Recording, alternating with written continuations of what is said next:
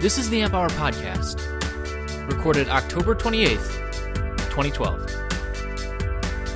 Episode 119, with guest Kent Lundberg, Luculent Linear Legacy.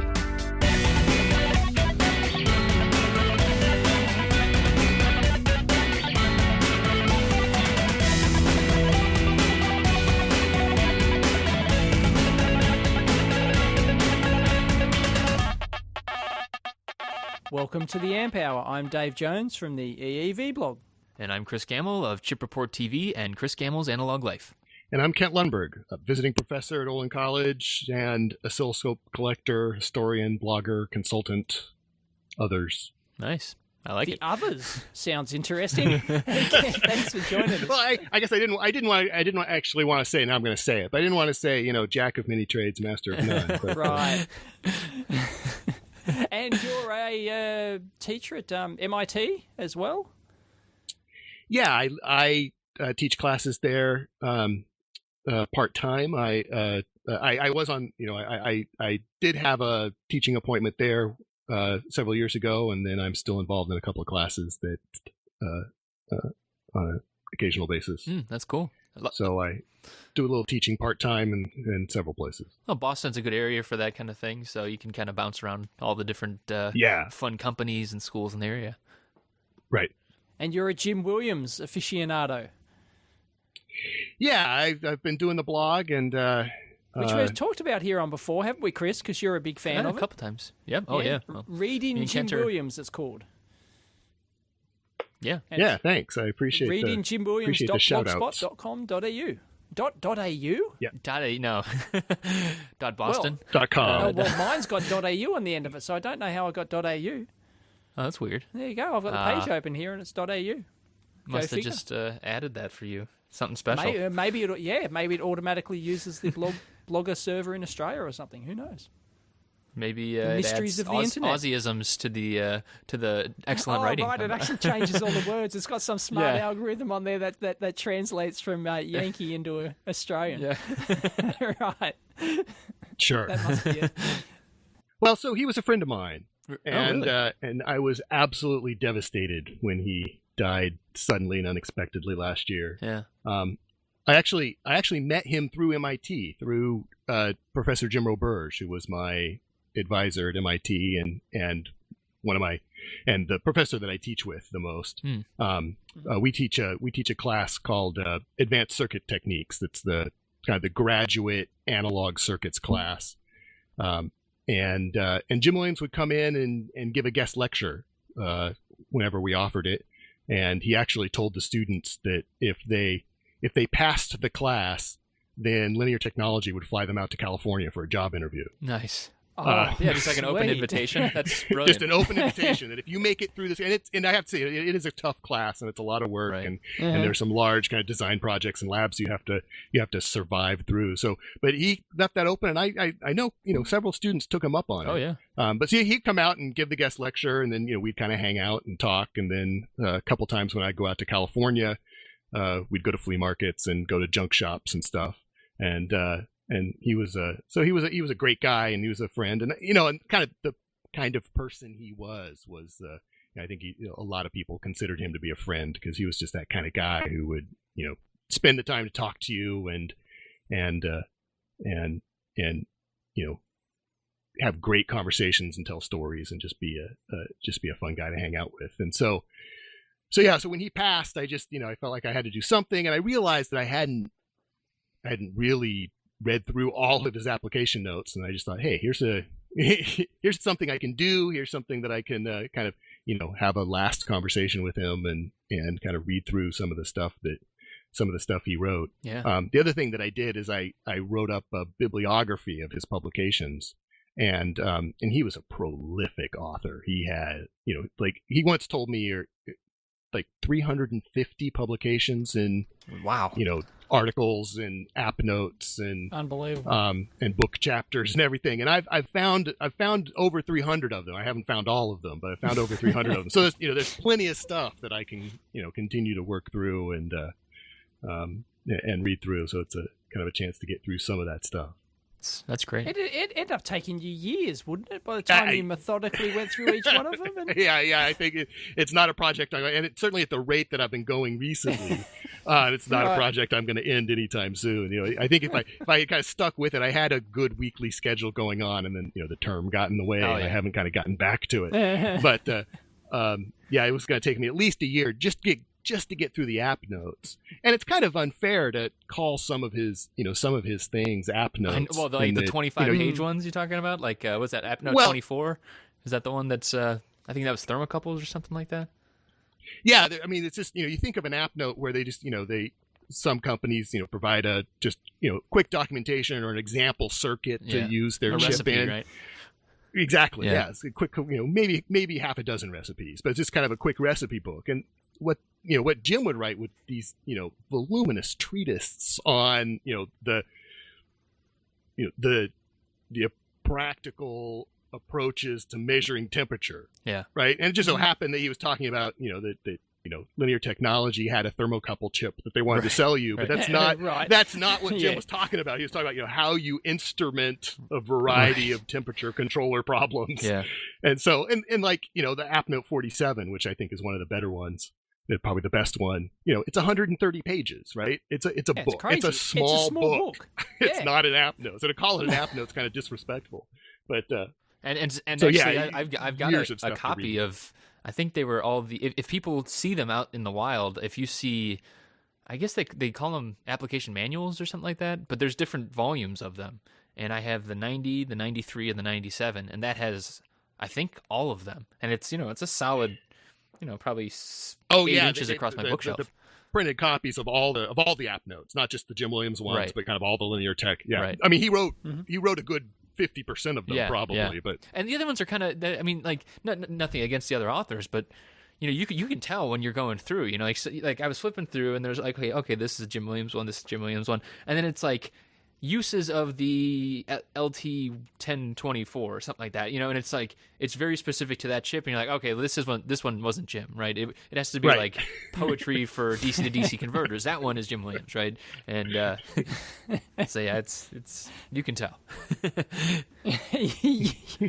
by any tangents he goes off on, right? Oh right, yeah, the number of tangents and the number of appendices. Some of his app notes are, he's got a nice little discussion of the problem at hand and the solution and a circuit and a description of the circuit. And then, a good 60% is all appendices on all of these tangential topics on the history of analog to digital conversion and, how to make sure that your scope probes are properly compensated and some approach to verifying the measurement chain in the wide band amplifier measurement, and just all of this stuff that's like, important, necessary, but just tangentially related to the topic at hand, which was the first 8 pages of this 48-page app note. Again, app note. Right. So yeah, it's really you can see the scientist in him, right? You can see that he's really trying to. So do you use these app notes in your teaching as well, or how? I mean, how do these come into your life outside of the blog? Is it mostly just an enjoyment thing, or is it actually using them in everyday life? Yeah, some of it's certainly an enjoyment thing, but certainly they are useful references on depending on the class you're teaching, but useful references that you can point students off to. I mean, I really recommend half the time when students come to me with measurement problems, with the instrumentation problems, I can't get this trace on the oscilloscopes, like, here, go read this and come back in a couple weeks. You still have a question. And it's not just to send them away for a month while they try to read through it, but I mean, like the App Note 47 has a whole tutorial on oscilloscopes and probes and connections and grounding and kind of all the things that if you haven't really thought about it, if you haven't really worked with it before, you don't know. Of course. Yeah, you don't know what you don't know. It's not. It's not instant knowledge. It's right. Like people aren't born with this knowledge. It's learned. So what are some of these? And it's learned the hard way often. That's true. Yeah, you make a mistake. Your thing doesn't work. Or you get in noise, and you're picking up. You've got ground bounce or something, and you can't figure out why. And it's all this stuff can often come the hard way. which some people say is the best way to learn, is by making them, is by actually, certainly. Actually troubleshooting things. So, Ken, what are some of the classes that you are teaching right now? So mainly the kind of the two threads that I teach are class and control systems. And so I taught a class in control systems at Olin and a class in feedback systems at MIT for years and years. So that's kind of one thread, and then the other thread is kind of practical topics in analog circuit design. Ooh. So that must be analog tough filter because design or data converter design or just kind of transistor amplifier topics. Yeah. because all that control systems theory stuff, that's stuff that the students traditionally hate, right? That's all that control systems theory. It's even its title sounds boring as bat poo. Well, so there are differences of opinion there. I mean, there are different. Of course, not just opinion between you and me, but also kind of different ways to teach it, right? Because there's I believe a very practical way to teach the material, and there's a very mathematical way to teach the material. And obviously one's better. Well, and you'll probably get no argument on this show. Exactly. About I'm sympathetic to some of the mathematics behind control theory are it's really beautiful. It's really elegant and beautiful. Yeah. Elegant stuff, and it's just great. And you think about, you kind of take the 50,000 foot view of it, and it's really this kind of this gorgeous application of some esoteric and sometimes complicated mathematics, but it's a great application of that. I was going to say it's kind of terrible as well. But some students hate that, right? And so they get kind of, I think the faculty gets seduced by the beauty of the mathematics and forget that students want to use this stuff to, go build a Segway, right? Or they want to go, they want to go do some motor control problem, or they want to keep their amplifier output from ringing so much. Right. And so I've, kind of pretty much predominantly or I guess exclusively taught kind of a classical control systems class that's kind of frequency domain. There's no linear algebra. That's very practical in terms of kind of how to get the model you need, how to do the measurements, how to do the compensation to improve the behavior of the system, and then either have a big laboratory component or a big design problem component at the end where the students have to go and apply it, and they have to And it ends up being kind of one of the embarrassing things about control systems is that the actual control system design, the actual application of control systems theory, it's like 10% of the problem, right? The other 90% of the problem is getting the hardware to work, getting the sensors to interface with the controller that you have, get the motors to not saturate when you're trying to drive in this direction and that direction. And so, I think it's good experience, but again, it's just, it's where the rubber meets the road is in the application of it. And one of the things that I think, makes a good control systems engineer is someone who's not afraid of being kind of an integration engineer. It's like, I've got these 6 components for the system I want to build, and half of my time is going to be spent in interfacing these 6 components together. That's not a bad thing. Welcome to engineering. Exactly. That's how you make things work. Right. So, well, what about that? So that's the way I like to teach control. That's always tough in an academic setting, but maybe that's just my experience. I mean, maybe it's different at Olin or MIT. What is the general? Are you similar to other professors around there, or are you different in that approach in the practical versus classroom kind of stuff? Yeah, I mean, part of it is that I'm not a full-time academic. Okay. So I only teach about half time, and the rest of the time I consult. So I'm not kind of a full-time professor academic guy. I was kind of I was thinking that you had mentioned earlier that you hadn't really had a real academic on the program yet, and you still haven't. Okay. Because I'm not a real right. Yeah, no, of course. I'm not a real professor. I'm not a real. Right? I'm not a real tenure track. Cranking out the publications guy. Yeah. So I spend kind of half-time teaching and half-time consulting.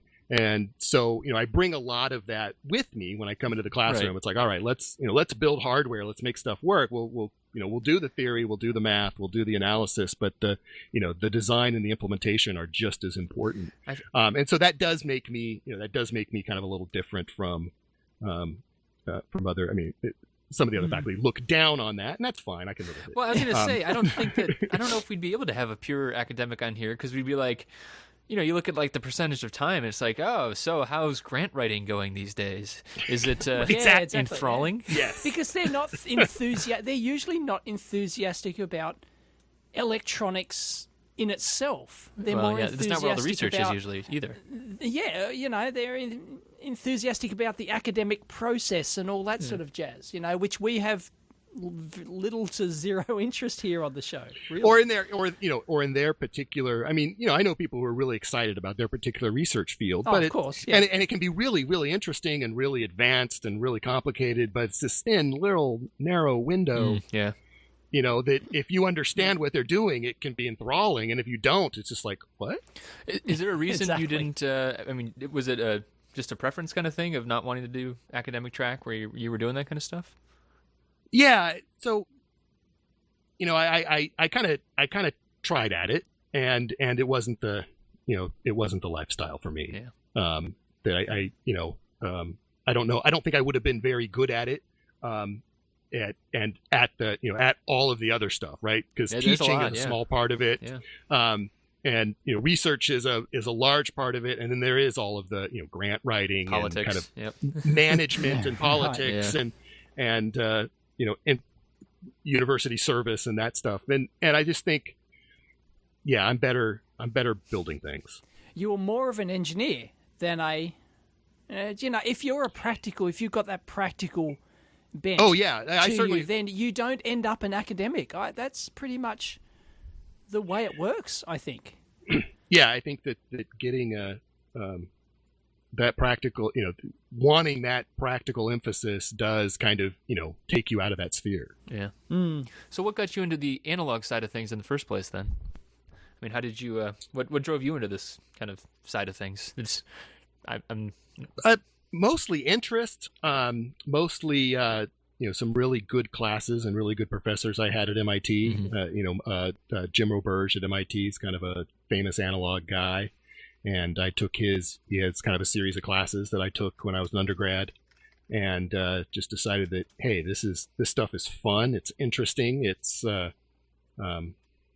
there's space in it to be creative and it's an interesting field and kind of a narrow enough field that you can, dig in with some expertise and have fun doing it. Yeah. Where do you when you're telling your when you're working through problems with students and working through lab classes and such, I'm curious, what do you tell them are job prospects? Because I mean, I always see articles about chip design and the analog side, but on the integration side, which I think is some of your classes, probably. I mean, where do you see that kind of stuff? Because that's what I'm always. I mean, that's obviously what the field that I'm in. Well, I think everyone, a lot of companies need, both designers that understand applications, and then, I think application engineers that understand design. I think there's a broad spectrum there, from kind of the pure designer to the pure apps guy, and I think kind of. A good student and I guess a student I'd be proud of could kind of fit anywhere in that spectrum. And so I've certainly had students that have gone on to do real chip design kinds of things for a chip company. And I've had students that have gone on to do, either kind of apps work or real integration work. Is there anyone we've heard of?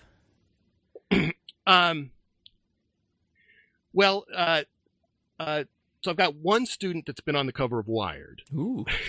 Oh, right. And that would be Lady Ada of Adafruit Technology. Yep. Oh, cool. Lemur Freed. Right. And of That's course, right, because she went to MIT. That's right. So I certainly don't take any credit for her success, but I like to say that she was a student of mine. That she took the transistor circuits class from me at MIT. Oh, cool. Cool. So yeah, it's great to. great name drop there. Well done. Now, you mentioned before, I wanted to ask you back when you said it, that only a couple of the students who completed that class with Jim Williams took him up on the offer to fly out there and interview for linear technology. Why only a couple? Why wouldn't every young student take a free flight to wherever linear tech is and Milpitas. junket? What? I would say a couple a year. I don't know the exact numbers. I didn't follow it. That'd be interesting to find out how many would finish the class. Like it'd be dozens, right? It wouldn't be dozens. No, it'd be 10. Oh, so there'd be 10 students. Right. 10 students that would finish the class, and then I would say several of those, maybe 3 or 4 of those would be interested in doing that. Would want to go and say, all right, that's what I'm after. I'm after a job with a company like Linear Tech or Analog Devices, and would take them up on that. But I don't do a free trip. Yeah, right. Go hang out with Jim Williams for a day, right? Absolutely. Because if you take that class, right, it's a difficult, some would say obscure in quote marks class, right? It's not part of your normal thing, right? You have to choose to do this, not part of your normal engineering course, right? So the ones who choose that are going to be, passionate or very interested about that stuff, and they're going to have the nous to complete it. Yeah. So why they wouldn't go on to, it's like a relatively small I'm sure that these students are very sought after, Dave. I mean, well, okay. Well. I'm sure it's not just I'm sure that these kind of students are getting flown a lot of different places. So I wouldn't. Right. Okay. And I'd imagine that the ones that didn't regret it. Yeah. If not, they should. If they're listening, there may be some that just say, "Well, I can't do that. I can't do that this summer because I've got to work on my research, or I've got to finish this thing I'm working on." Yeah. Or I've just been offered, $250,000 a year designing high-speed trade-in hardware for Wall Street. Exactly. That's what I was thinking too. Oh, I hope. Yeah. I hope not. Yeah. Well, yeah. Unfortunately, MIT students are sought after. That's where a lot of them end up. Yep. Or they've gone to work for the military or something. What is it? Half? Is it a half or a quarter of the world's scientists in some way, shape, or form work on something to do with military hardware? It's crazy. It's a crazy percentage. Well, if you take it a couple steps back, I mean, everyone has some. I mean, like working on test equipment, right? I mean, there's some level of. So. Well, how many engineers end up working in, these, the darker side of engineering, so to speak? I don't know. It's an interesting question. So what about the control system side of things as well? I mean, are you focusing mainly? You said math is a big part of it, and that you do get a practical side in the lab. But what are some of those lab side practicalities? I mean, are you doing like amplifier design in the lab, or is it more the motor control type stuff? Yeah. So certainly amplifier design is one important piece of it. Doing just amplifier compensation and solving ringing and oscillation and overshoot kinds of problems. But then also does it involve a wet finger? As little as possible. Come on, you've got to introduce your students to the wet finger. No, absolutely. You feel around, but that's awesome. That's not hopefully that's not the solution. That's not the academic approach. What about network analyzers? I had that question posted on our subreddit. I mean, are you guys using that in the lab? Because I had never really used one until I got out and was actually in the field and using. Yeah, so I think that'd be. So me, not so much, because I don't teach too much kind of at those frequency ranges, right? So I'm not really in the RF. Oh no way, man! You can use network analyzers down into the hertz range if you wait long enough. So on the low frequency end, on the low frequency end, like a dynamic analyzer like the HP 3562A is a great tool. Yeah. Intimately familiar with those beasts. Gives you a nice Bode plot or a Nyquist plot just on the bench, and so certainly I do use that in my controls class, and that's a great resource. See, now I think that is the one. Very I've often used. I'm just happy if the students know how to use an oscilloscope and can choose the right probe for the right measurement. Yeah. Happy? Network I'd analyzer. chain the bastards down until they can prove that they know everything. Oh, boy. Sorry, that's just me. I'd make a poor teacher, I'm sure. So what about the students coming in? I mean, are they... what kind of exposure is there before they actually get to your class? I mean, I know that coming out of my circuits classes, my Bodhi plot knowledge was pretty crap, and I never got to take a class like yours. So I mean, like, are you seeing people actually grasp these concepts before they come into your class, or is it more of a so the level that I teach is generally kind of junior senior electives, and and then some grad classes at MIT. So by the time they've come to me, they've been through a signals and systems kind of course, and so they've got the basic Laplace transform, Bodhi plot, step response stuff down.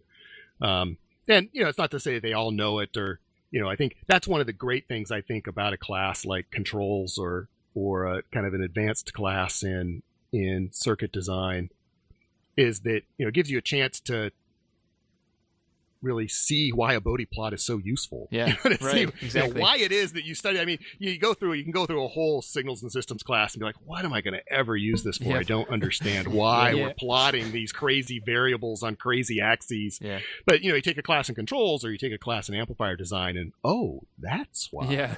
And you really get the knowledge through use. And so that's why I like to teach. I kind of like to teach that level of class, because you have those kind of aha moments. Right. You see the students yeah, that's what it's useful for.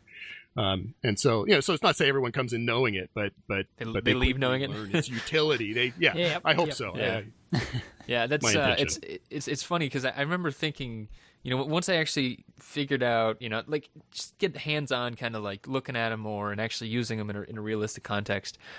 All I could think back to is like learning them the first time, and then like for the next year or so, all you ever see the first time you learn Bodhi plots is like, single pole kind of 20 dB dive at a certain point, and then like 45 degrees straight across, right? You just like, that's the same plot you see for months and months and months, and then you get an actual circuit and you're like, oh, this is way crazier than that. I guess I'm not just using a RC circuit or something like that. So it was an awakening for sure. By the way, it's called Bode plot. Is it really? Here in Australia. Oh, no, that's right. We've talked about that before. Yeah, we have talked about it before. Bodhi.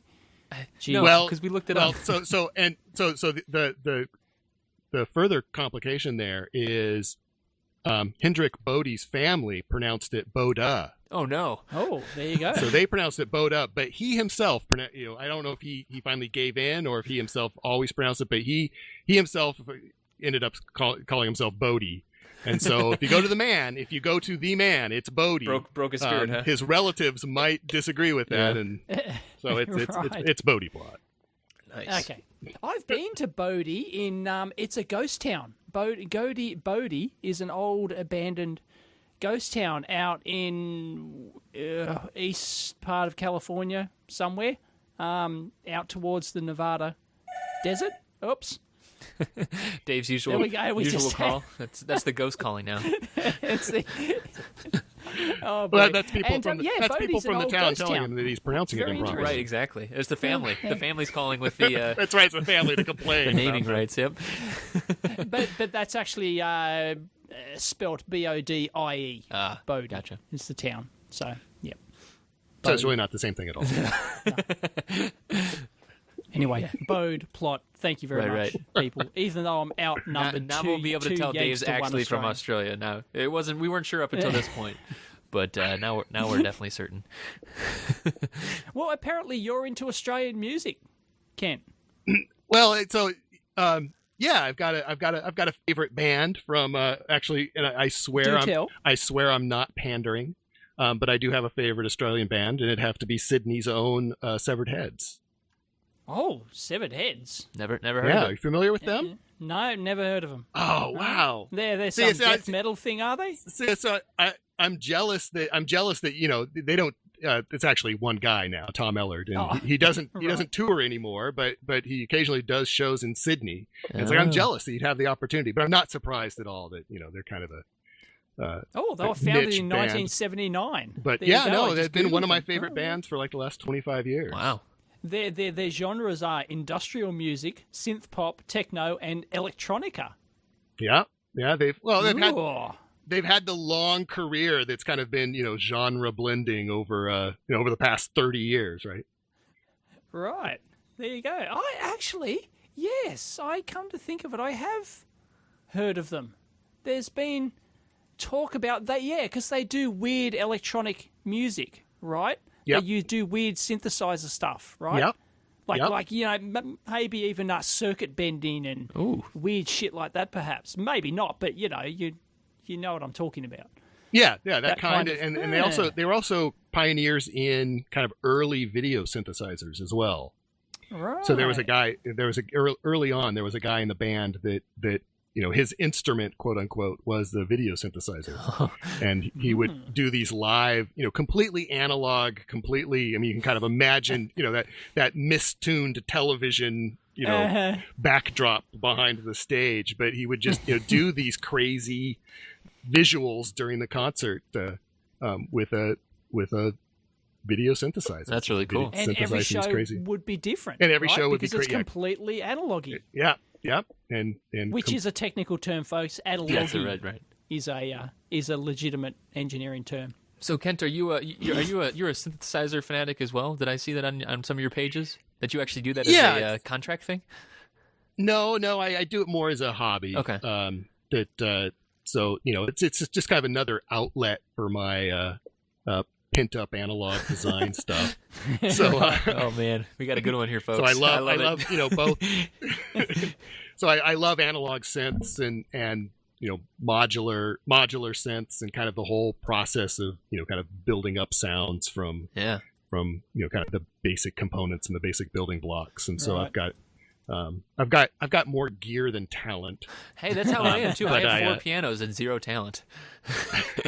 That's a great T-shirt slogan. More gear than talent.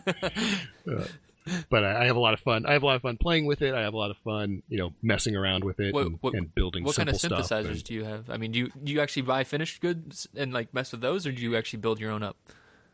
A little of both. If I had more time, I'd build up more stuff myself. Mm-hmm. But there's been a recent renaissance in kind of analog synthesizer design in the past 10 or so years. And so Moog is making things. There's a company some kind of famous people who were doing analog synths in the 80s have kind of gotten back into the business. So a guy named Dave Smith in California has a company that produces several neat synths, and there's kind of a neat variety of things that are available now. Is there any audio foolery involved in that part of the industry? What do you mean? Audio, like as in all Gold-plated everything? the $5,000 power cables and all that sort of, absolutely. Right. That shows up, and Super pure sine waves, like. well, it's worse. It's actually worse than that because cryogenically some frozen. of these synthesizers were originally built in the 70s and 80s with really crappy components. Because they were cheap, right? Right. And then so people try to recreate that now, Right. And so they have to go and find the same crappy transistors. And there's one story. I don't know if it's true or not, but there's one story that there's a particular transistor that's used in one of Bob Moog's famous designs, and it's become incredibly hard to find, and people pay ridiculous amounts of money for it on eBay. For this crappy sounding transistor. And so someone asked him while he was still alive, asked him, why did you choose that transistor? And he said, because I got like a 55-gallon drum of them for free surplus, and so I just used it in all my designs. That is brilliant. But but now that's the sound. Oh, yeah. That the non-idealities of that stupid device are what people think of as a good sound, and so they've got to chase that down. So absolutely, the audio fool stuff exists at every level. Certainly, That was my first exposure to analog. There was this guy that took off-the-shelf guitar pedals, and then his name was Analog Man, and all he did was solder in different op amps, and it was like this stupid Panasonic op amp, and it's got this certain crunch to it. It's like, oh, come on, really? And like people would pay like $40 for this, upgrade kit, and it was a blue LED and a different op amp, and it's like, oh man. Jeez, I wish I'd thought of that. That's what you're thinking. Yeah. I'm sure at some point it'll fall out of favor again. Analog as a term will fall out of favor again, and there will be some new term that takes its place. But I agree. It'll always come back though. Yeah, well, it's got that old world charm, yeah, that nice which warm can't sound. really be beat. It's warm and crunchy. That's right, crunchy. Yep. It kind of I don't know what movie it was, but it just flashed into my head of they're in the future. I think it was Will Smith. Might have been I, Robot or something. I don't know. It was one of those future movies, and all he wanted was a pair of 1980s sneakers. Like the Air Jordans or something. Right. So it's like and he had like a gas 50 motorcycle. years in the future. Yeah. Yeah. That's product placement. That's all he wanted. It's sick of the modern shoes. All he wanted was a pair of Air Jordans. Oh boy, people long for that sort of stuff. So you don't actually. You said you don't actually build these for hire, but you did have it listed on your consulting page. So what are you what are you consulting in these days? What kind of work are you consulting for? So mainly analog circuit design, a little bit of control system stuff, Mm-hmm. And kind of related, areas. I kind of joke that I do the analog front end from whatever the sensor is, whatever the real world interface is, kind of up to the first analog to digital converter. Mm-hmm. Then you wipe your hands and then I'm out. Yep. Absolutely. Oh, yeah. Once it's digital software, once there's an FPGA involved, I'm out. Oh yeah. But I kind of do that and then so I get involved in the power supply design that goes along with that. I've done a lot of power supply stuff. Yeah. And a little bit of RF, but not a lot. I'm certainly not an expert. I can make some basic stuff work, but yeah, it sounds familiar. I think you and I are in the same boat, especially with the not being very good at coding and or FPGAs. Yeah, I absolutely avoid. I tell people you don't want me. I don't know how, and you don't want me to involved in the software. It's just going to end bad. Absolutely, it's going to be bad for everybody. So just let me convert it to a digital bus for you, and then you take it, or somebody else can take it from there. See, now that was another question I was getting to as well, because the trend I've seen is that a lot of the front end stuff, it's getting. I actually complained about this to my LT rep the other week, was that circuit design for analog guys is getting kind of boring. I mean, it's not like there's obviously still a lot of problems, and we're asked to do more with less, and yada yada yada. But I mean, like with these analog front end chips, it's getting a lot easier, and not even easier, but just more integrated. And your complaint is. Eventually someone's going to figure out that maybe they can have a digital guy do it, and of course then they'll call me to clean it up, but right. like that's basically the idea, is that so you'll have a digital guy lay out the board with no concern for analog performance, right? Right. Well, I think the flip side of that, right, is that the analog to digital converters have to be getting better. Yeah. They have to get better in order to make that work, right? The kind of people want to convert closer and closer to the front end, whatever that front end is. Yeah, that's right. And whether it's whether it's the antenna or whether it's the pressure sensor or whatever the front end is, they want to convert closer and closer, and that just makes the analog to digital converter has to get better in order to do that. So that's I think there's full employment still for people who can, design analog stuff, design analog front ends for converters, or design the converters themselves. Mm-hmm. I don't think we'll ever run out of stuff to do. No, I mean, at the very least, we need power, right? But there's that. But I just keep yelling at these chip companies, because it's like, come on, guys, leave a little bit here for me, like.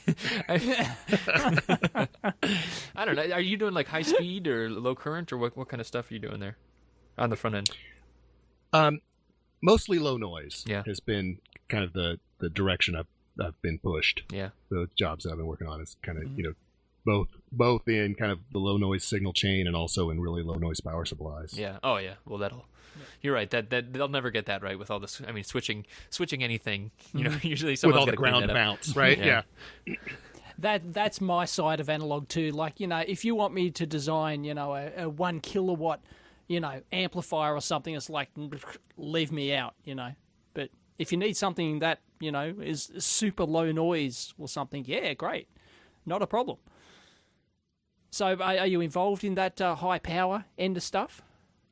No, end of town, so to speak? not really high power. Probably the power supplies I work on are in the, maybe 100 watt area and below, but nothing. Nothing serious, not like nothing serious. No. Big, huge rack gear to, pump out megawatts to an antenna or something. Yeah, no welding machines. Right. So, your consulting company is called Keeling Flight Hardware. I didn't quite get where does that come from? Is it just satellite stuff? Is that why it's called that? Well, so they're kind of one thing. The flight hardware is a term that's sometimes used just to mean ready to go. Oh, I've never heard that. So if you've got the flight hardware is the kind of the final prototype. Okay. The one that you're just ready to take into the field. So that's kind of where that name comes from. It also works out that Keeling Flight Hardware Limited has the same initials that I do. Ah. So that's the secret message that's buried in there. Yes. But I didn't want to be, I've got some friends that are, that have a consulting company, and then it's just, their name, right. comma, Inc. Yep. Right. Inc. Yeah. Or LLC. So, yeah. Right. Hello, Chris Gramwell. I know Chris my Gamble. company is Analog Life LLC. Okay, so don't even. Oh, okay. Yeah, don't even. Yeah, no, that's great. That's great. So, I wanted to avoid that. Nothing wrong with that. Right. But it's just, I wanted something other than my name, LLC. Right.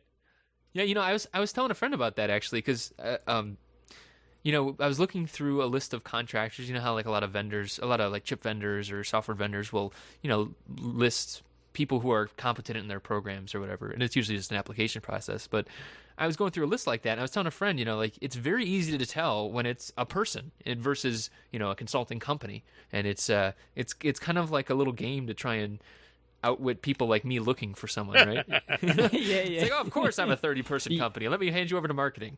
Hello? Yeah. You're obviously a one-man band, dude. I can spot you a mile away. Right, yeah, exactly. I mean, I'm easy to spot, but, someone like Kent, I'm sure, could, pass it off, right? Just don't ask me to put you over to marketing. Right, exactly. Oh, they're on vacation.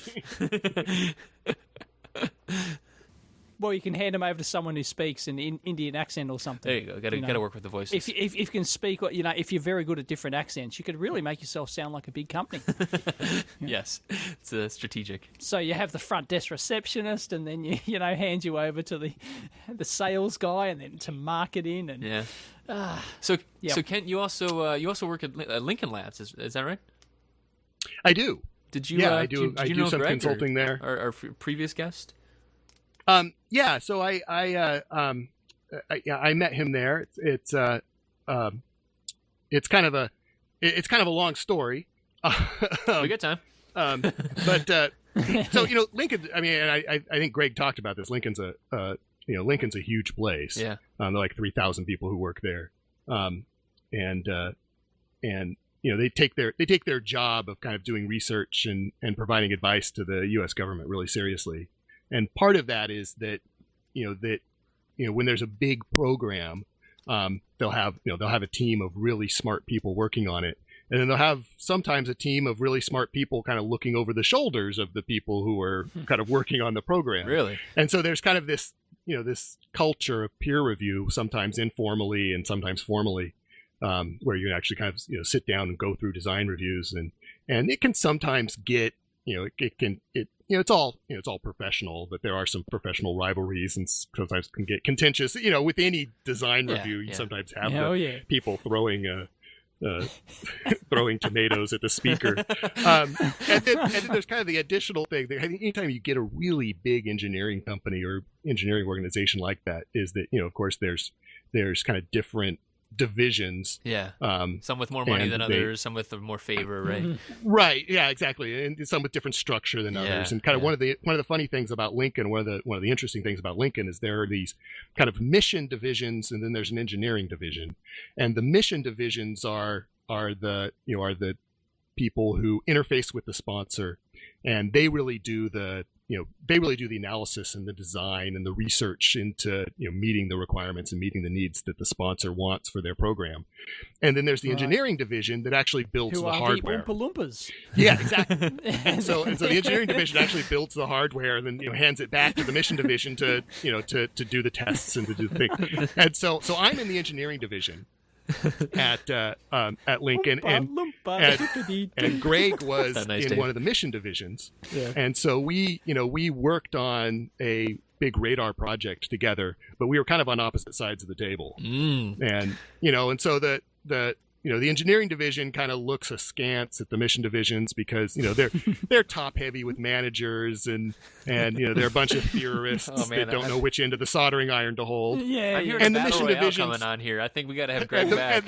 And the mission divisions look down on the engineering division, of course, because everything takes too long, costs too much, and it never works the first time.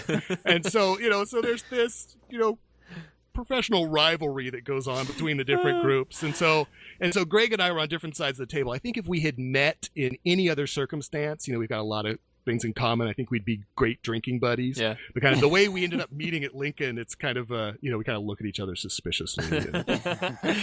He's one of them. He's one of them. Right. He's in the wrong group. Well, maybe we'll have to have an on-air drinking buddies session sometime. We can. There you go. Yeah, you guys back and. Well, that's great. I mean, I don't know if that was too much inside baseball. No, that's great. No, that's good stuff. I mean, and that's good. That's what happens at every big company or every big organization. Exactly. Right? Yes. Yeah, exactly. I mean, it's just even the divide between marketing and engineering a lot. I mean, it kind of seems like the mission guys were a little closer to marketing, although they seem like they still had a lot of they're still. I mean, it's. Right, they're still all PhDs, right? But they're just, they're more on apps level than they're closer to the sponsor, and they're closer to the analysis, and they're not building the hardware. Right. And some do. There is some of that, but they're not bolting it all together and then handing it back for them to break. Right. Well, I just remember at my first company though, like talking to marketing guys, like, you always hear coworkers complaining about, Mike over there is asking me to do this and this and that, and then so of course in your mind it becomes this this competition, and then you talk to Mike and it's like, Mike's kind of a cool guy, so like what's the problem? Exactly. And it's just work, so it's just that's just what it is. So yeah. What do you think of Sheldon from The Big Bang Theory saying that engineers are the Oompa Loompas of the science world? Is that a slap in the face, or does it have an air of? Well, I mean, the flip side of that is scientists. Scientists are people who don't know how to make stuff work, right? Of course. If scientists could actually build working hardware, they'd be engineers, but they're not. So they're scientists. Yep. So I think the really smart people, the really capable people become engineers, and the people who. The next layer down of the scientists. Less smart become scientists. I mean, we could have a revolt. I think we're in a bit of an echo chamber here as well, but that's absolutely. What do we care, right? Yeah. There's no scientists in here. So, Kent, what about your? So you are a guy that likes building stuff and likes taking stuff apart. What about your scope stuff? I mean, it seems like you're pretty big into the scope side of things, and Yeah, so I do have to blame Jim Williams for that. He got me into kind of the scope collecting business. And so I've got a collection of vintage Tektronix instruments. I must ask, are you married? I am married to a wonderful, understanding woman who. Well, that's two now, just like Alan, who doesn't who doesn't go into the basement or the garage and count blue boxes because. Why were they always blue? Oh, that was just the Tektronix color. They just that beautiful blue paint. Wonder where the history of that comes from. And it wasn't always blue because the very early Tektronix ones were kind of a gray. Like the first product, the 511 and I think the 511, 512, 13, and 14 were all kind of a gray color, and then the kind of the next series, the 535 series, it ended up being that blue.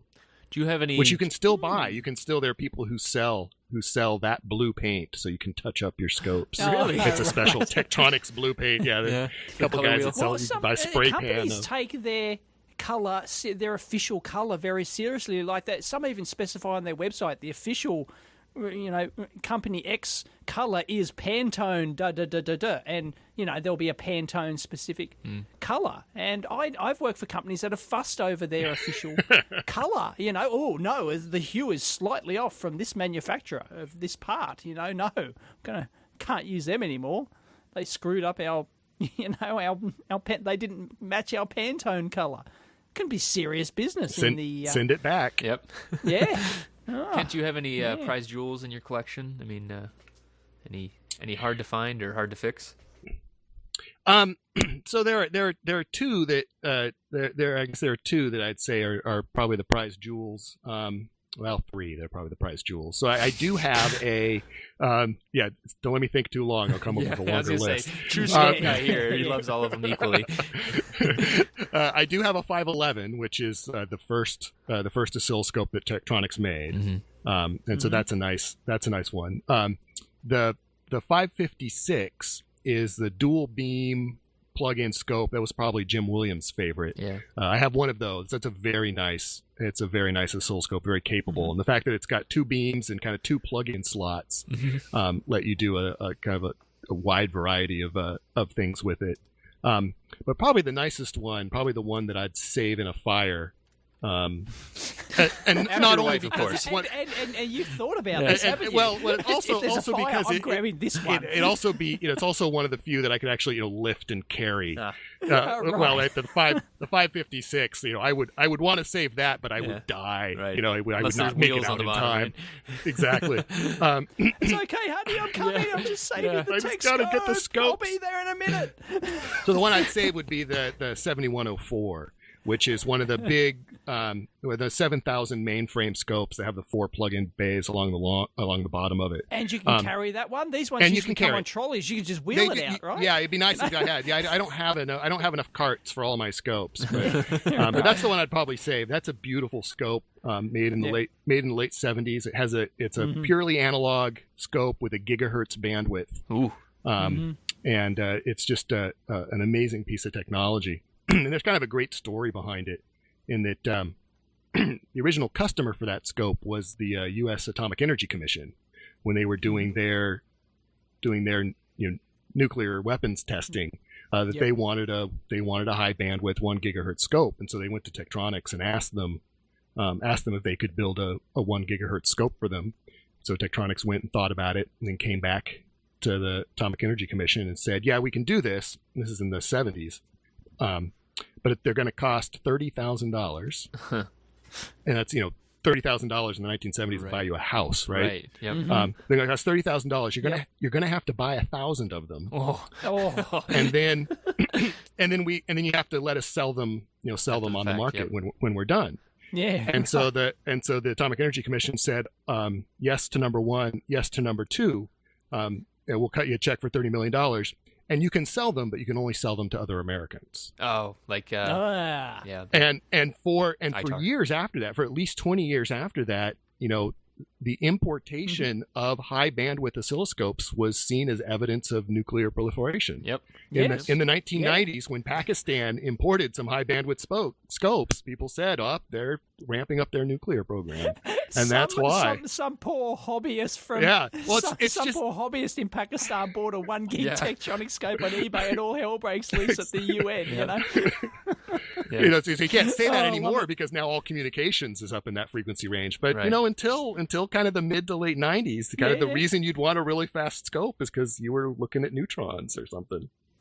Well, they have the same restrictions as Keithley, but they still have them. I mean, basically, they're still all export restricted. So that's for like low current stuff. It's kind of crazy. It's insane. It's just ridiculous. Yeah, Dave goes off on rants about ITAR and filling out forms on distributor websites and stuff. Oh, We all deal with it. It sucks. It's ridiculous. It's stupid. Yeah, I want to buy a resistor from DigiKey. Please fill out this export form. And tick the box. Are you going to use this for nuclear weapons? I want a ticket one day and see what happens. Just to actually make some idiot paper pushers do some job in the Pentagon or somewhere. You'd get visited by men in suits. Yes, you would. They would show up. And I would film the whole thing. It'd be awesome. It'd be funny as long as they please. were. It'd be funny as long as they were in coat and tie, But if they show up in the bunny suits with the Geiger detectors, then it's not quite so funny. Right. That'd make even funnier YouTube video. It'd be awesome. So I'm sure Chris would bail I'm you fully out. prepared. No way, man. I'm not vouching for him. I live in the States. They can get me a lot easier than him. I'm gonna bleep this all out on the recording, Ken. So what about scopes? Boy. Do you do any digital, or is that kind of is that a no? Is that a kibosh on the digital? Well, Wash your mouth out. yeah. I don't collect any digital scopes. Okay. There's maybe one. There's maybe one exception to that would be the 7854, which is the same 7000 mainframe scope that actually is a digitizer. Gotcha. And it's got a whole 8K of sampling RAM in it. Whew. That was massive back then. 8 kilobytes of sampling RAM. It's like a whole waveform. But well, yeah, that's all you need, right? Right, you just exactly. need one. You just need one one. side You just need one. Anything one else sweep, would be right? excessive. Yep. So, Yep. Well, especially when it costs that much, right? right? Yeah, you Yeah. don't even want to know what boy. that cost.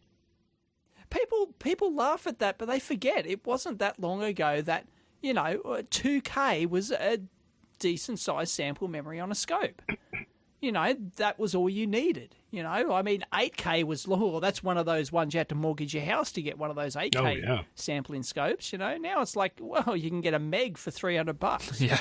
Well, the thing that I just kind of realized in kind of a flash of epiphany, not that I mean, like a month ago, was the first hard drive I ever bought.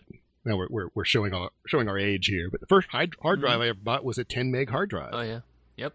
And now I was a 20, so you're a bit older. I routinely work with files that large, right? Oh, yeah. I'm working with 10 meg files that's nothing. All the time I'm opening 10 meg PDFs or 10 meg data sets or just. That's nothing. Try video blogging. Yeah. Oh, I'm sure. Gigs. As Chris can attest to now. Gig raw files. Shooting in HD. Yep. Do you feel, Ken, I guess outmoded as an analog? I mean, do you feel that pressure at all, or no? I mean, no, I don't feel that. No, I think there's enough. You've always got to interface to the real world. Yeah. So you've always got to take in. You've always got to take in the real world data, and whether it's temperature or RF or power supply or some measurement of position. You've always got to take in an analog variable. You do the processing on that, and then you've got usually some analog that's not as ubiquitous as it used to be, but some analog output that you've got to deal with, and so there's always going to be room. Do you see one of the things I used to tell my students was that you can build a purely analog computer. Yeah. Right. You can build an analog computer and solve problems with just analog techniques, but if you think about a purely digital computer, right? It had no analog pieces in it at all. It was just digital.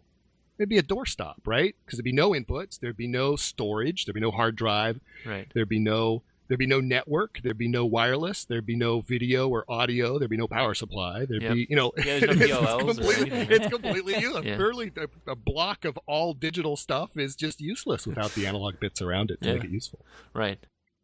Well, you could maybe flash a LED. Yeah, you could. But still, no. That's current. That's domain, current. Right? That you've got to drive current out of a pin to turn an LED on and off. No, LED is a non-linear device. Yeah, that's true. It's not. There you go. Yeah, it's not. It's not purely digital. Yep. No. So you mentioned analog computing, and you actually did like history on analog computing. Is that right? Yeah, I've done some study. I actually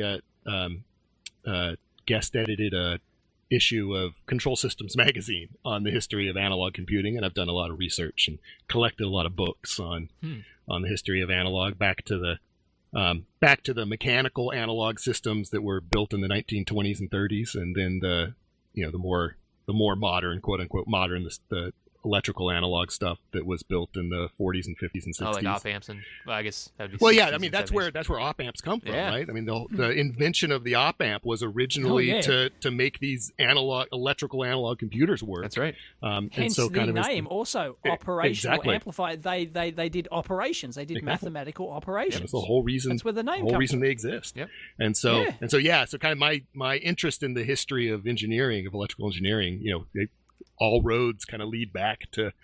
A lot of the roads lead back to analog computing. Have you been following any of that stuff about the trends back towards analog? Have you seen that at all? Like like I guess you could say multi-level control could be one thing, but actually talking about, because of shrinking geometries and kind of running out of room in terms of gate widths and everything, that eventually they might move back towards analog. I guess I've seen a little bit of that, kind of a little bit of trying to do some of the processing, what processing you can do in the analog domain before you do the conversion. That it's always a trade-off, right? I mean, I think there will always be niches where that kind of stuff can work, but I don't think analog's ever gonna beat Moore's law in terms of integration and complexity and processing power, but certainly low power, low amplitude, low sensitivity stuff, that'll always be analog domain. And that's why Chris keeps asking analog people on the show. He needs to feel secure about his career Did you sense choice. that a little bit? Yeah, a little bit. I sense Yeah, that a a little little bit. It's tough, man. I mean, some of it, you always hear it's a trade-off between, you hear, oh, well, there's no people that can do analog. It's like, well, yeah, that's true. There's many fewer, but at the same time, the economies have kind of been pushing for many ages of, moving away from it, right? That's always been, pushed into the fab, see as much as you can do there. So there is a focus on that from an economic standpoint. But I mean, I agree with Kent saying that there's always going to be analog signals. It's just a matter of how much fun stuff there is to do to those analog signals, in my opinion. That's well, and I think there's also kind of a consolidation of the analog engineers. Yeah. You can look at companies that don't have any analog talent. Some chip companies don't have any analog talent. Mm-hmm. It used to be that every company had a couple of analog guys because they had to. Right. But now you've got the analog talent concentrated at companies like Linear Tech or Analog Devices or National or what used to be National. And so you kind of have these pockets, and I think those pockets aren't getting smaller; they're getting larger as the data converters have to get better, as the interfaces, as the low noise amplifiers have to improve. Right. So I think gone are the days where every electronics shop has to have an analog expert, but I don't think there's any fewer applications, and and maybe even fewer more opportunities. Yeah. So you may have to move. Oh yeah. Or get Linear Technology to open a Cleveland Design Center, but well, they do that a lot actually. They usually they are talent. They're spread around. Right. They said they had I think 12 or 13 different design centers, because basically when an analog shop will close, they just say, why don't you guys just keep working for us and you can stay where you are. And that's brilliant, because if they are harder to find, then you go where the talent is. And then you don't have to live in. Or you get the really, you get the superstars who just say, "Oh, I want to go here." Yeah, and then, exactly. Analog Devices did that with Barry Gilbert, right? Yeah. Barry Gilbert said, I want to live in Portland. And they said, "Okay, we'll start the Portland Design Center." That's right. And these days it's easier than ever, right? With internet connections and everything. I mean, co-location is the same if it's the cube over and you're working on a design versus working across the country. I mean, aside from lags and meeting online, so that's a little bit easier these days. So maybe we can open another office out in maybe they'll open one in Australia too. Maybe they can hire Dave. Yeah, right. So Ken, you mentioned no, there's always that time zone difference. Is always a killer. Oh, that's true, as we've talked about before. Well, they have China offices, I'm sure, so I'm sure they can do it. Ken, you mentioned books, though. You said you collect a lot of books, and it seems like you are kind of a big book collector. Can you tell us a little bit about that? Yeah, my name is Kent, and I'm a bookaholic. I've got if there was a 12-step program for book collectors, I think I'd have to be in it. I have several thousand books. Yikes. Is that what really just, gets the you know. wife going? Is that it's not the scopes? well- Or, see, I don't have as many scopes as I have books, honey. I'm fine.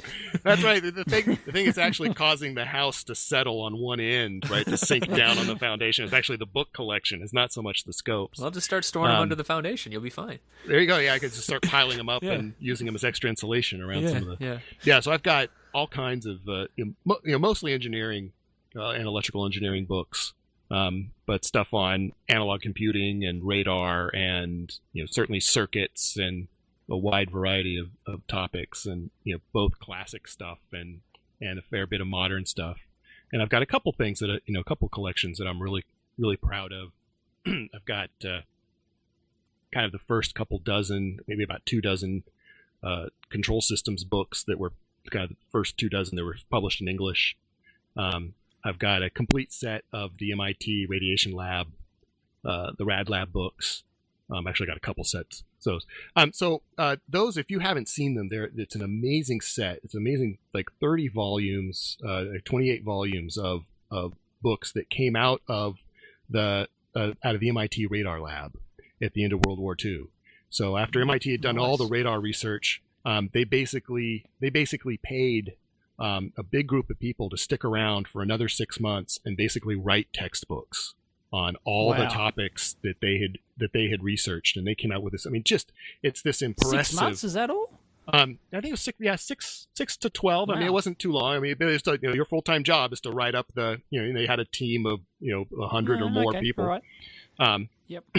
and the info was already there, but they just wanted to put it in usable book form. Right. Yeah. Okay. And so everything on circuits and antennas and the klystrons and tubes and nice. all the radar pieces and there are just all these volumes of measurements and instrumentation that came out of the MIT lab, and it's just this really impressive collection of books. And people have said that it wasn't just kind of a technological statement, but it was also kind of a political statement for the United States to come out and say, we're the top engineering community now. Here's proof of it. And but you can't actually read these books. Yeah, you can actually can't read them because they're export restricted. Bastards. How often? And so, if you haven't seen a set, you should see you should look it up because it's a great set of books. And I always wonder with book collectors. I mean, how often are you getting back through these kind of things? Because it seems like in their quest, or in your quest rather, of collecting more and more, it seems like it would be really difficult to actually go back through. Is it more of a, just got to have it just in case, or is it you actually refer I don't back? think you understand the concept of collecting. No, I don't think so either. Well, there's certainly some got to have it. I certainly won't pretend that I have read, that I've read everything. But I do. I certainly appreciate a good index. I do refer. I do pull the stuff off the shelves and look at it. Yeah. Certainly when I'm, whenever I'm teaching, I love to kind of weave in some historical perspective or some little historical vignette about the stuff that I teach, and so I love kind of digging through and trying to find, an early example of a digital to analog converter, or an early example of a 2-transistor or 2-turb circuit that solved such and such problem, and nice. show that off. And so I do a lot of that, and that's the rationalization that I carry around with me for collecting all these books. And then there is a lot of just kind of fun to have that, I've got collections of, or I've got sets of things that I don't think anyone else has, kind of stuff. Like what kind of stuff? Well, there's this the Rad one. Lab, huh? Well, the Rad Labs are pretty popular, and there got quite a few sets of those that are around. Mm-hmm. Another one, though, that's kind of a funny story is, so the Rad Lab series was very successful when it came out, and the other big wartime lab in the United States, of course, the Manhattan Project.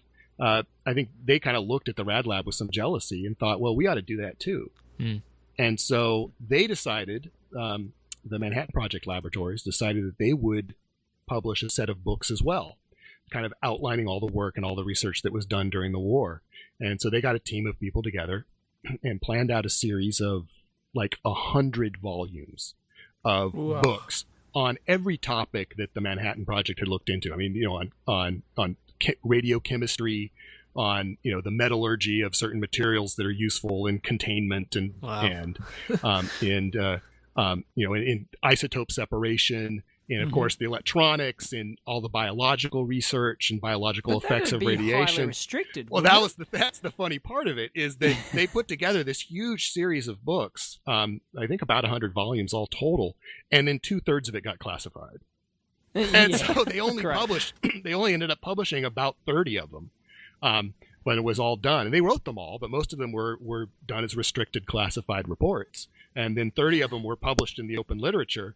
And so you go and you see a set of these books on the shelf, and there are huge gaps in the numbering sequence. They're just these crazy huge gaps, because all those, so there were like something like 16 books written on isotope separation.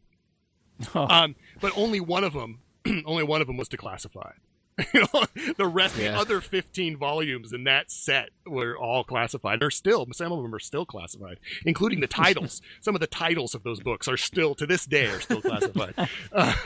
And so it's kind of funny. Going, so I will sell my firstborn for a number 22. Oh yeah. So I have a complete set of all of the unclassified volumes that were published, and I've looked around. I've looked in libraries, and I think there's probably a national library that has a full set of them, but I've never seen another complete set of these books. So you're like, and that took me several years. So you go to like book dealers. You're like, hey buddy, you got a 23? Come on in the back. So well, I actually, the thing that was a big win there was just finding stuff on eBay that people didn't know what it was, right? You can find you find a crazy book on the metallurgy of zirconium. Who wants that? Well, I want that, right? But you need that. I need that to complete the set on metallurgy of random elements and alloys. Yeah. And so so I actually found a lot of them in kind of in dusty bookstores, but I certainly got the hardest to find ones off eBay for not a lot of money, but that's great. So you mentioned using these in your classes, but you actually have a new class that you're developing. It's called is it EE prototyping? Yeah, that's a lot of fun. That's kind of an interesting it's something. I mean, I've always kind of been interested in the practical side and kind of doing very practical classes, and that's kind of the electives that I've taught in the past have been very practical classes, but this one's kind of got a different spin on it. So there's a bit of a background to it. Part of the background is, so this is at Olin College that I'm doing this for, and there's a class at Olin College called mechanical prototyping, Mech Proto, everyone calls it, and it's an elective. It doesn't have any prerequisites. Anybody can take it, whether you're a mechanical engineer or other, and basically what it is that it basically teaches you different methods of fabrication. So you spend a little time learning how to make SolidWorks, and then you spend time talking about laser cutters and water jets and different machining options, and then they talk about kind of building stuff out of sheet metal or with 3D printers or with plastic molding or fiberglass and stuff. And so it's this great class where students learn how to really build stuff, and then they do the design project at the end of the term, and there's a website that Olin has with some examples of the design projects. And you have these really cool projects that the students end up with. Yeah. It's like so the electrical engineers. Huh? Sorry? It's like a hackerspace class, basically. It's like, yeah. Like all the stuff that gets covered in how to build, how to build, how to use all the stuff in the machine shop and use it to build stuff. Yep. And so the electrical engineers were kind of looking at that and saying, hey, we want something, that's really cool. We want something like that. And so last term, a couple of students kind of approached me. There's been kind of this long simmering desire for something in this vein. So a couple of students approached me and asked me, could you teach a class in EE prototyping? And I said, well, yeah, but what do you mean by EE prototyping? I didn't quite know what they meant. And after talking to a couple students about it, it kind of became clear that they didn't really know what they meant either. Was it is it breadboarding? Is it kind of troubleshooting? Is it making your own PCBs? Is it PCB design? Exactly. Is it what kind of front panels? What's the piece of that you're interested in? So what I've done is gotten a group of students together, about 8 students, and we meet in kind of a seminar format weekly, and we're just kind of co-designing this class. That's great. And just kind of discussing what topics do we want to cover, what kind of what lectures do you want to hear, what kinds of assignments do you want to do, what are the options of kind of the various pieces of the class, and we're basically designing this whole class from the ground up. And it's been a lot of fun. It's been interesting, and it's been a very kind of different course development experience for me as well. I've done plenty of top down designs before for courses, some successfully, some not, and so this is kind of a different technique, and it's been interesting. I think it's going to be an interesting class. Yeah, it sounds like this is how classes should be designed. To be honest, I mean, as much as it's possible, it's not like students come in and say, "Oh, I want to help design the DiffyQ class," but this kind of stuff sounds like that's a great kind of co-design stuff. That's really cool.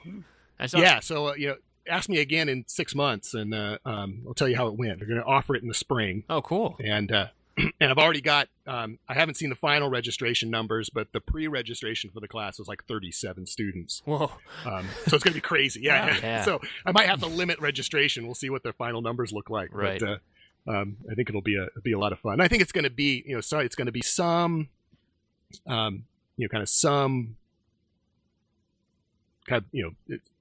basic prototype building, like dead bugging and stuff. Teach them how to put together a quick board, and then we'll do some PCB design and really talk about what are the trade-offs, what are the techniques, what do you need to know about grounding, and what do you need to know about noise and interference, and kind of how do you make a simple how do you cross domains between analog and digital, and how do you solve the thermal problem and the power supply problem, and how do you make kind of a moderately complicated system. I'm hoping to mainly get I'm expecting to mainly get kind of juniors and seniors. So moderately complicated electronic system. I have an idea for you for if you have too many students register.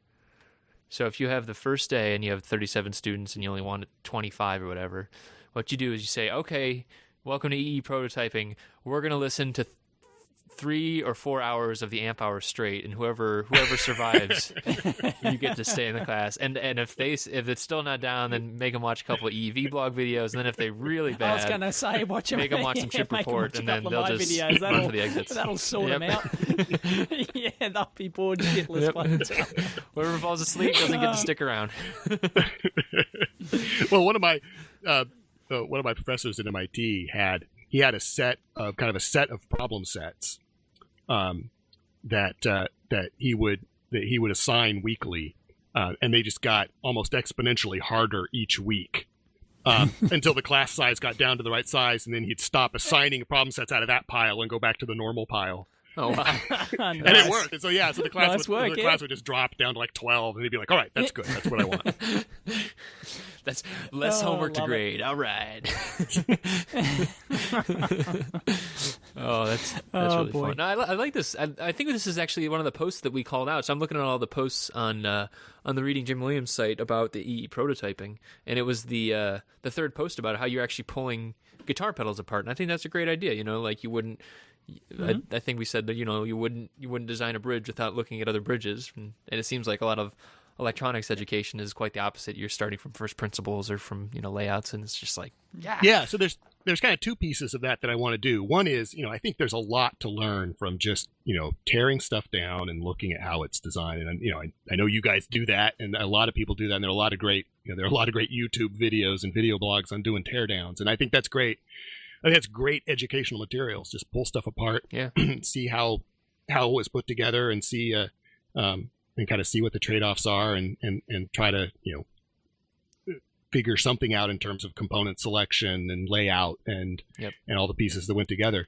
The other piece of that I want to play with in the class, though, is to get something that's relatively simple, like a guitar pedal. And that's kind of the example that I've been playing with in the back of my head, and have the students completely reverse engineer it. Oh. Just tear it all the way down, but tear it down, get the schematic, figure out all the component values, even simulate the thing, exactly, all sorts of... just figure out exactly how it worked, and then from that play a game of clean room where you basically put together a documentation package that completely describes the circuit and the interfaces and everything, and then pass that off, basically trade documentation packages with another team of students, and then you've got to build it. Oh, nice. It's like playing telephone, basically. Exactly. That's great. So you've got to build the thing from another student team's documentation package, and then when you're done, you compare the original object and the student designed object and see what what are the things that maybe the things that we did better, things we could have done better, the things we completely missed.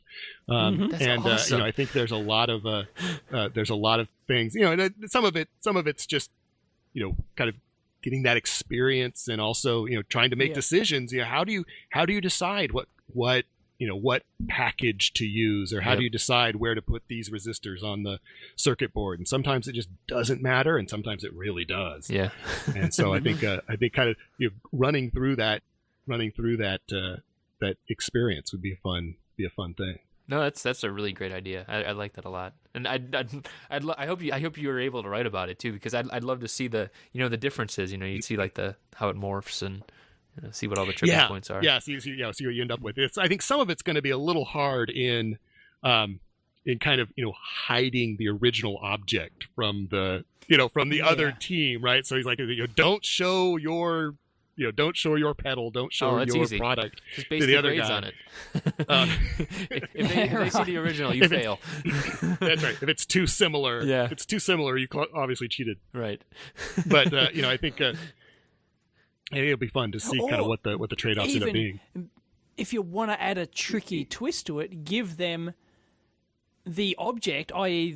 the guitar pedal, but don't tell them what it is. Like, actually strip the board out of its case and get them to, don't tell them what it does, and they've got to figure it out. Like black out all the markings on the board and everything. Here's the inputs, they've got to figure out which are the inputs, which are the outputs, what does it do, and they've got to come to the conclusion of what the circuit ultimately could do. Yeah, that could be an interesting. That'd be neat. Or do the some manufacturers like try to sand all the part numbers off all the components and do that. Although we do have a scanning electron microscope that doesn't stall you for long. But right. China usually it's usually written on the die. Somewhere there's a part number on the die that I know that's an op amp. I can know that. Well, we're way over time. A bit, but it's been a bit. But we always are. But it's been awesome, Ken. Thanks for joining us. My pleasure. Yeah. Thanks for inviting me. And I definitely look forward to reading more of the blog and following this class now and stuff too. I think it's gonna be really good. Yeah, no, I hope to write some more on the class. I hope it's gearing up to be a lot of fun. I hope it plays out the way it seems to be going now, because I look forward to writing about it, and I look forward to a great class next term. I would love to do something like that myself, and it's been in the back of my mind for years to teach like a teardown class or, something like that, something of that form. So I'm kind of jealous. All you gotta do is move to the States, Dave. You can, go. Right. Yeah, this happens at every local school, right, in the US. Yeah, here it's God.